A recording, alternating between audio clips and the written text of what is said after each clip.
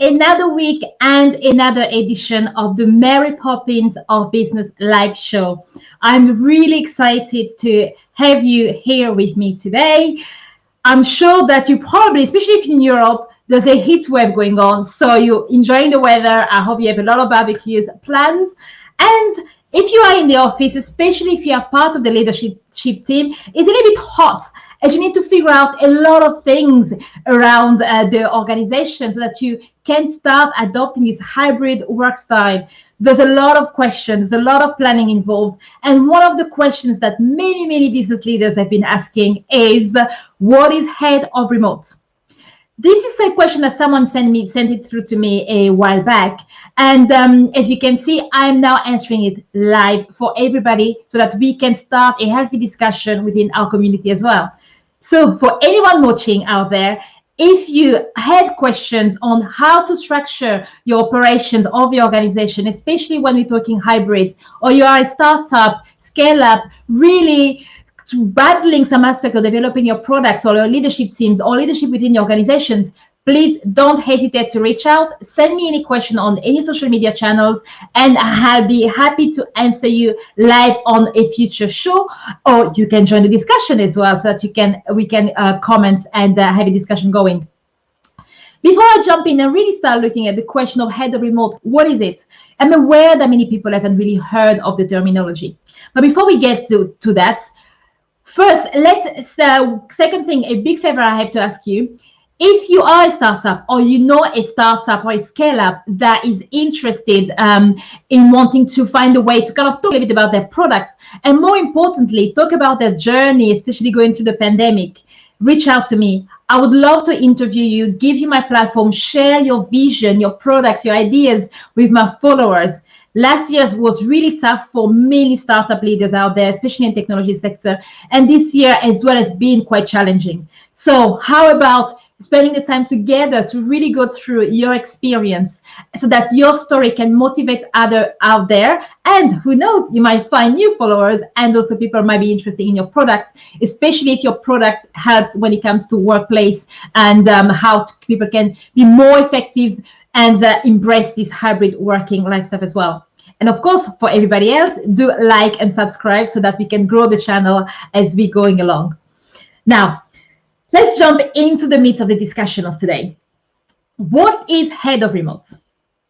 Anybody online right now who has any idea, please feel free to use the comments box and ask any questions, and I will be reviewing them and will pop them on the screen as well to share with everybody else. The term head of remote is something that's quite new for many people. Of course, for those who have been in the let's say the remote world pre-pandemic, rather than calling the real remote world, this position kind of existed. There are many companies, for example, GitLab is a really good organization, especially when it comes to the remote community that they've created and also the remote culture that they've created internally. Organizations that have always been remote, they've had 50 plus people, kind of starting with this new trend of head of remote. However, right now, many other companies, even Facebook and others, are either thinking about it or are bringing them in. The title changes and depends. Some are called Director of Remote, a VP of Remote. But the idea is that there is this new position that's being created at the leadership level to help with coordinating and making sure that this new transition happen and continues to happen as well. So the question is, should we really have a head of remote? What if there's maybe 10 of us in our organization, or maybe 15 or less than 50 people? What if there's much more? Should we really look into that? And if we do not have the budget of the position available to have a full-time head of remote, what are our choices? That is what we are going to tackle, and that's what we are going to look at today as well. Now, if you are a manager, you might be thinking, well, you know, I'm a team lead, I'm a manager, I don't really have a decision, or I can't really hire a head of remote. Should I really watch this show?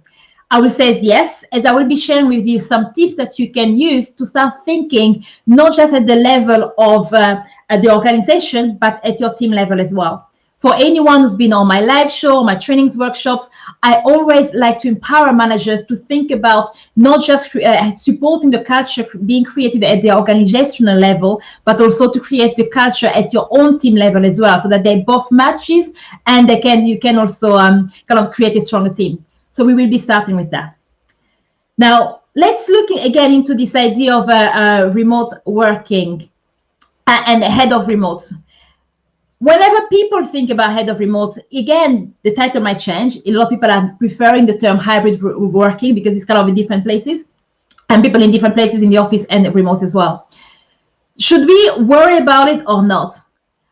One of the questions I always ask whenever you start looking at whether you should or what you need to do for head of remote is the word employee experience. What is the experience of your employees? And when you start thinking about the experience of your employees in the office or at home, also think about the employee that you don't have just yet, so that people out there that could be joining your company in a few months when you start recruiting. So who is responsible for the positive employee experience, and also making sure that the decision, all the strategies, the plans that you have put together, that you have come together in an organization, you finally created, how do you make sure that it's bearing fruits? How do you make sure that you're actually being productive and that is actually working, or whether it needs to be tweaked or not? One of the challenges when it comes to this idea of hybrid working is the fact that people are not in the same place. Again, pre-pandemic or traditional time, if you can call it that already, you had different aspects of kind of flexibility that were offered. But most of the time, it was really the people are in the office. People are distributed, which means that you have a site maybe in one country or different towns, but you have physical offices where people go for different towns as well. And then you had the remote, so the people who had no offices at all. And those are usually referred to as remote first. So now, how is that different than hybrid? Well, creating a culture where everybody are in the same place and the method of communication is predominantly face-to-face, it's challenging, as you can see, but it's something that is a lot easier. Creating a culture when everybody is remote, so you know that all of the collaboration will be on camera or distance or asynchronous using Slack and everything else, can also be challenging, as with everything else, but is also much easier. Why? The person or the HR, the leadership team, when they are thinking about what to do, they know that there's only kind of one way of structuring the organization. However, when it comes to hybrid working, it becomes more challenging because you need to be intentional about making sure that even if you have people face-to-face, the aspects of work that happens when you are disconnected, that happens online, are also done in the right way. So it's not just an afterthought that if you have a team, the majority are in the office at one point of time. You also need to think about our meetings. Are they set up so that if someone is at home, can have exactly the same experience as if they were in the office? Are we showing or are we promoting a culture that if you are based on the same side with the managers, you get more favors, you get the better projects, you get heard a lot more than people who are not there? So those are the challenges, and that's why it's important to have someone in charge, someone that really thinks about the intricacies of your organization and also on the different culture. So what does a head of remote do?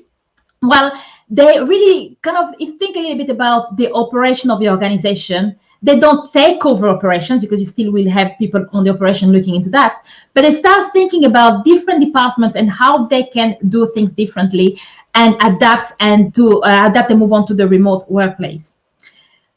When people struggle with remote, one example I want to share with you just to bring it to life in terms of people already thinking, what if we don't have the budget to hire a head of remote, what do we do? Well, let's go back in the day, back in the traditional world as well. It was really common back in the days to have, for example, the sales team are not in the office. So most of the department could be in the office and sales come in and go because of the nature of their work as well. Or you could have a situation where some team members might be located in other places in the country and they come and go at different times. The most common was distributed teams. And I led distributed teams over the years, really. And one of the great example was when I was running a team where in terms of physical location, we had one office in Cambridge in the UK, one in Cyprus in the US, and one in Pune in India. So when you look at the culture and the way the HR and the leadership team, they really need to make sure that there are cross communication against the continents. Now, when it becomes exciting is when you start looking at managing a project or program, which I ended up doing when I was transitioning from software engineering into management. This is the point where you start seeing a different aspect. Of course, it's not called hybrid in the sense of the word as we're calling it today, but those are examples of people thinking, have I ever done that before? Or is this something that we've done before? Think about those hybrid moments that we used to have back in the days and the challenges that you had and how you can improve the experience. One of my favorite example, and one of the reasons why I ended up transferring into leadership was as an engineer, I love coding. Obviously, it's part of my work, designing software, working with my team. We were building larger and larger projects. And at one point, I was managing a project where I had about 20 engineers in 3 continents, testing teams, and their managers, business analysts, and all those people that you have to kind of coordinate as well. But the key was, or the challenge, at least initially, was how do you get people in different time zones or in different locations to be able to come together and talk about their challenges and assess the experience of the team as well, which is why earlier I was talking about if you're a manager, ask yourself those questions as well. How am I assessing the experience of my team, especially if we are not going to be in the same location? One example one thing that happened a lot, when we had meetings, people that were on the same site as I was, let's say Cambridge, because I was leading the meeting, they tend to be more vocal. And people on other side sometimes are quite quiet. Sometimes they are calling from home, sometimes they are calling from offices, depending on obviously the time zone and everything. And then you're wondering, are people really engaging in this meeting? Are people really getting the benefits? Are people on different sides really heard? And as I was working, and back in the days, we didn't have any Slack or anything like that makes life so much easier today, I created a new system of communication. I hacked SharePoint and created a system where we kind of implemented asynchronous communication. There was no need for all of us to meet every single day to update on the work that we were doing, because again, it's really unpractical based on the time zone, and it's not a good use of our time. But what we did, we communicated with each other. At the end of your day, there is a page on SharePoint that we created, and I got the team to update that with what they were doing. There was a special page for issue, so there's any critical problems, which used to be a problem, the cause of disagreement between the different sites. If there was a problem on one site, before they head off, because the overlap might not be that long, they put it on that SharePoint page, and when the next site or the next people come in, they can pick that up. What it meant was that we had places where we communicated issues. So if anyone wanted to know where the problems are, they go into one specific page. If someone wants to know where we are with projects, what the initiative, when I needed to remind people of actions, I will tag them, and we had all of those set up. So that's kind of one of the things that you need to start thinking about when you're putting together your team and improving the communication, making life easier for them. But that's not all. That could be the easiest part. And of course, when I started doing those things, starting managing teams remotely, we didn't have all the tools that we have, which make life easier. But the tools are only just one aspect. The processes are only one aspect. The challenge and the hardest part of creating culture is to make sure that people are working based on what was agreed together so that we can work proficiently. What does it mean? For example, as one of my clients will tell you, I have one rule. When I start working with people, even they say startup and helping them develop their product, one of the rules is if you are going to share a document with me and with the team, don't send me the Word document. Please upload that somewhere where we can all review that. For example, if we are using Confluence, put our documentation, our communication goes into Confluence rather than emails, so that it's open, transparent, easy to change, and also increases the collaboration. But that's a bit of a mindset shift, right? Because suddenly people are used to working with by sending you documents and only put it online when it's perfect. You're asking them to kind of open up and put the information on Confluence to make it easy to share. And they're kind of like, wow, do we really need to do that? And the second thing as well is that people work preferences as well. Sometimes it's different to change habits. So if someone was used to sending Word documents to one person by email, and suddenly they have to open up and start using asynchronous communication, you start using Slack or Conference, things that are more open to everybody to see, there's a bit of nervousness and they need to change the habits, and they might even just forget. We're all human after all. Now, one of the things I used to do, and I still do, whenever I work with a new team, I remind them of what we agreed. Obviously, we have a discussion, we agreed, we remind people, but then someone will, one day will send you a document. Now, as a leader, it's up to you to kind of enforce the good habits that you want your team to take on and to take forward. So I will send a message and say, thanks for sending me this document. Could you please upload it as we said? If it was an email, could you please put it on Conference? If it was Slack and it's not how we agreed, could you please put it on Conference or OneDrive or whatever tool that we use? So that's really another really, really important part. And people might go like, oh, there's only 2 lines. You can quickly review it and give me the feedback. But the point is not just the feedback, it's about creating and embedding a culture. Now, if we take those kind of 2 examples that I've given you, first of all, I hope it helps, especially if you're a manager or a team lead and you have any feedback, please do share in the comments. But I hope it helps to start thinking about ways to help your team embed this new ways of working. It's of course difficult for a lot of people to adapt and really start changing the way we communicate, changing the way we discuss, try to move away from emails, as it's sometimes time consuming and the conversation doesn't flow always the right way. But then how do you do that when you start looking at a higher level of an organization? That's where the head of remote comes in. And that's why even if you might think, I don't have the budget to hire someone, kind of think a little bit about who will be responsible to support team member embed the changes that we are bringing in the organization as well. So it's really kind of take a few seconds to really think a little bit about that and how you are going to help your teams. Imagine it again, it's not just one department at this point. We're looking at different departments. People will have different challenges based on their work. They will have different questions. How can they adapt? How can they do the things differently? And who keeps them accountable? So when we're looking at, again, this head of remote roles and what they're responsible for, as I said earlier, we talked about the employee experience, right? So when we talk about the employee experience, we also mentioned this idea of what about the employees that are not in your company just yet? Who is responsible to make sure or to support other people, other departments to embed new talents in the right way? Again, that's where the head of remote role it becomes even more relevant.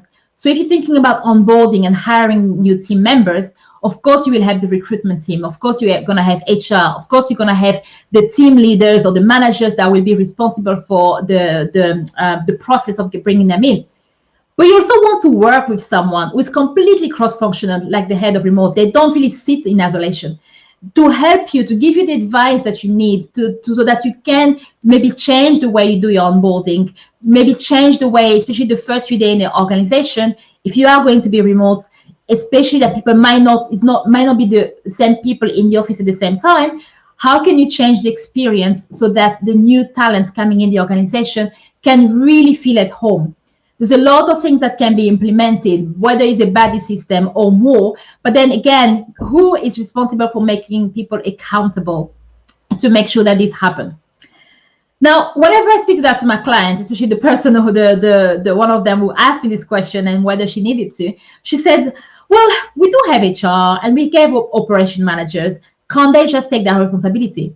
Or we can split up, the CEO does a little bit, the operation does a little bit, HR does a little bit, manager do a little bit, which is fine. Now, the question is, when you say do a little bit, one of the things you need to be aware is a little bit in addition to what you are already doing, right? So if you imagine all of the leadership team, especially right now, pretty much everybody at a different level of the organization, especially if you have furloughed some of your team members, there's a lot more responsibility that people are taking. People are already busy. If you are a small organization, that's you fast-paced organization, or whatever you are doing, it's very likely that the people that need to be accountable and really responsible for embedding this new culture, the hybrid culture in the organization, also have already other responsibilities and the day-to-day things that they need to work on and they need to manage.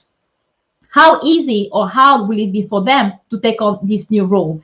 Do they have the capacity to really be the person that everybody else in the organization, all of the other managers, all of the other team members who are trying new ideas, who are trying to new habits really, who are trying to change how they work, will they get the support they need from someone who might also be really busy as well?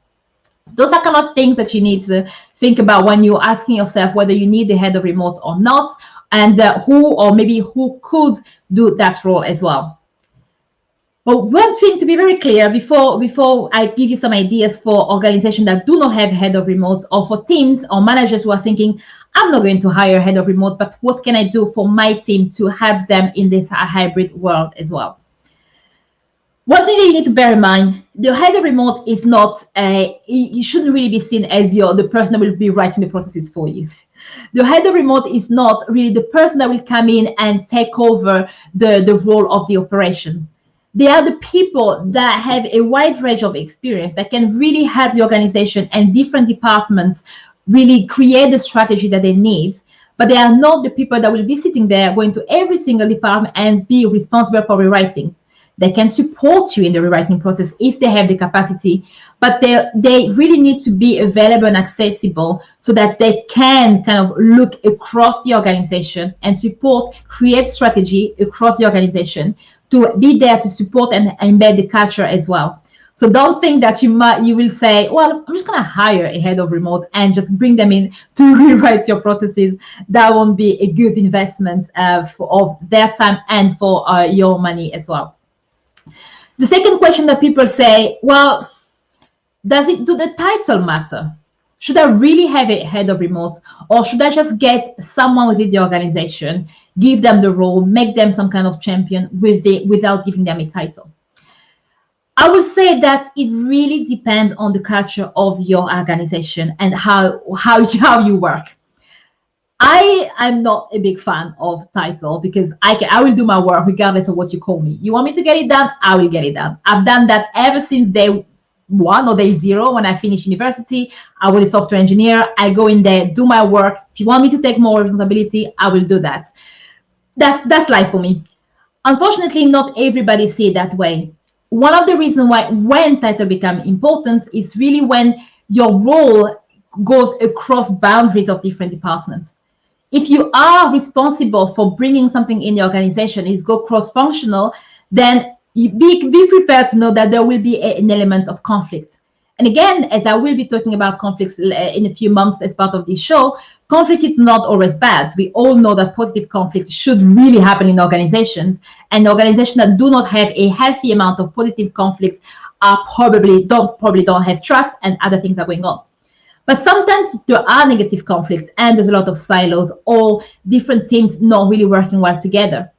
And what tends to happen is I've been in these situations before where I was interim head of product for an organization, and the director of marketing was always using the title, I'm director, so we shouldn't be doing this way. I'm like, well, yes, I understand that, but that's not the only valid reason for making the changes that we need to make to improve the culture of the organization. But unfortunately, sometimes I found that, again, depending on the culture of the organization, people rely on titles to make life a little bit more difficult. Should you answer this fight by creating a new title? Of course not. It just, again, depends on your organization. It depends on who you're hiring, how good they are. Because for me, again, I managed to navigate that situation without asking for a direct title. But other people might not have it might not feel comfortable if it's the first time that it happens to them. Because again, it depends on experience. So that's another things to really look at. Just to finish off on our lovely show today, first of all, a reminder to like, subscribe if there's anything that I've said today that resonates with you. Please do let us know, do comment on social media and tag us. We always love to know what our followers are thinking so that we can continue with the quality of the show as well. If you know anybody who's a startup and tech startups and might want to come on the show to talk about their products, to talk about the experience, to talk about their services, we really want to find out what drives, motivates startups, leaders, managers, so that we can share this wealth of knowledge with our platform as well. Now, to finish off, what if we do not have a head of remote? What can we do? We know it's really important. We know that we need to have someone that will help to embed the culture, to help the company create the strategy, to have the different teams and departments come together to create something. What are the options that we have? Well, when you first start, even especially when you are still creating the strategy, your best bet might be to work with a consultant or work with someone who's an expert external that helps you put together the strategy. Once you have the strategy and it's a day-to-day running, yes, you can then start considering a head of remote. But if you wanted to, especially once you've created the strategy, you work with other organizations, other consultant that helps you, or remote work expert that helps you create what you need for your organization. And you can now create, like a remote work champions within your organization. So for example, the champions can be sat at the leadership level. So it could be someone from HR, someone with organizational design experience, someone from the operations team. And their role is really to be able to support all of the other team members to continue with what was agreed in terms of the strategy. You might want to get someone from your team, especially someone who has some awareness of what it takes to work remotely. Maybe it's something that they've done in the past. You might give them the role as well. You might create a group of champions. So especially if you have a large organization where every single team has someone that can put their hands up and also help the teams to embed the new decision and the new culture in the organization. But even then, how do you give them more support? So in terms of giving them more support, they can come together and start working in collaboration. So all the champions work in collaboration, share ideas, and maybe they are also mentored and bring in coaches now and again to help them to make sure that they still have good information. If they're stuck or feel out of their depth, there is someone they can go and speak to as well. Training for leaders works, and I think training for managers is even more important. Not just training as in, please go on this training and walk away, but think a little bit about how can you refresh the training that you give to your managers, even whether it's just by sending them reminders on what they can do, creating different channels and of sending the information to them. Last week, we talked about internal podcasting and ways that you can start reimagining the way communication flows within your organization. We talked over the last few weeks in the videos, we talked about asynchronous communication. How can all of those methods be used in addition to training for leaders and managers to help them feel more accountable and to have them feel more empowered and also feel like, yes, I've got what I need to be able to implement the strategy that's been created and designed by the leadership team so that we can continue to flow as well. One last and more important things, of course, I can talk about this topic. If anyone has any questions, please do feel free, and I'll be more than happy to answer you. But one last thing, regardless of whether you have a head of remote or not, please, even at the team level, make sure that you are planning the changes that you need to do. I always talk about juggling short-term and long-term goals. Moving to the hybrid work is way more than just saying that, yes, we've now agreed that some of us are in co-working place, that some of us are in the office, that some of us are at home. Those are just the beginning. As you are going into that world, whether you are the leadership team or not, you will find some niggles, some issues, things that don't work quite well. So if you have a team and work together and know what you are going to do, make sure that you have metrics, goals, OKRs, whatever you want it to be. But you really measure and you track the progress that you are making so that you can change the strategy if it is not working, that you can see the improvements, that you can see that you are moving forward. Without planning, without having any goals, what's going to happen is that, well, and the thing that you wanted to do will always be secondary because people are busy, people are doing other things, and things that are not featured as part of a plan, that are not tracked, not measured, usually they do not happen. So there you have it. Head of remote, should you have it or not? And if not, what should I do about it? If you wanted to speak to a remote work expert, do give me a shout. I'll be more than happy to continue the conversation with you and also send you more material and information that you might have as you are either planning the strategies for your team or just want to update your own skills and thinking about, mentoring, coaching, leading, training. How do I do all of that? I'll be happy to talk more. And if you wanted me to speak in depth about any of those topics, or anything else, do reach out, find me on social media, and I'll be happy to give you more information. For now, do subscribe on my show, and don't forget, enjoy the weather, especially if there's a heat wave going where you are. And please, let's design a happy and productive workplace together.